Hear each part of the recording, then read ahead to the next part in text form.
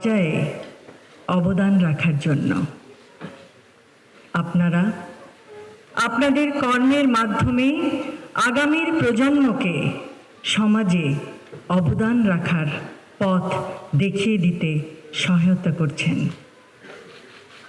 অতীত, বর্তমান ও ভবিষ্যতের সামাজিক উন্নয়নের লক্ষ্যে গৃহীত সমাজসেবামূলক আপনাদের পরিকল্পনাগুলি সমন্বিতভাবে একটি সুন্দর, সুস্থ, মানবিক সমাজ গঠনের ভিত্তি। আমরা সকলে যদি নিজ নিজ ক্ষেত্রে কাঙ্ক্ষিত সমাজ গঠনে অবদান রাখি, তাহলে নিশ্চয়ই সেটি বাস্তবায়ন করা সম্ভব ইনশাআল্লাহ। নারীরা পরিবার ও সামাজিক উন্নয়নের ক্ষেত্রে কেন্দ্রে থেকে স্বাস্থ্য, গ্রামীণ উন্নয়নে অংশ নিতে পারে।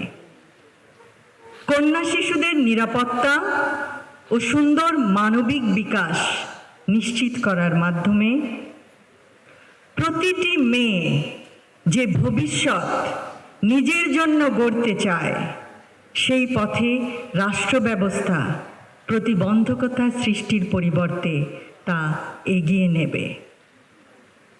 স্বনির্ভরতার লক্ষ্যে ক্ষুদ্র, কুটির ও মাঝারি শিল্পে যোগ্যতার ভিত্তিতে নারী উদ্যোক্তাদের উৎসাহ প্রদান, যেমন প্রয়োজনীয় প্রশিক্ষণ এবং ডেভেলপমেন্ট ও মার্কেটিং সাপোর্ট প্রদান।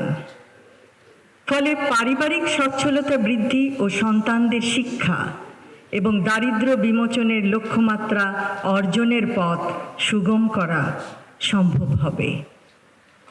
সবশেষে আজকের এই সুন্দর অনুষ্ঠানটি আয়োজনের জন্য পুলিশ নারী কল্যাণ সমিতির সকল সদস্যকে জানাই আন্তরিক ধন্যবাদ এবং তাদের সকল কর্মকাণ্ডে উত্তরোত্তর সর্বাঙ্গীন সাফল্য কামনা করি।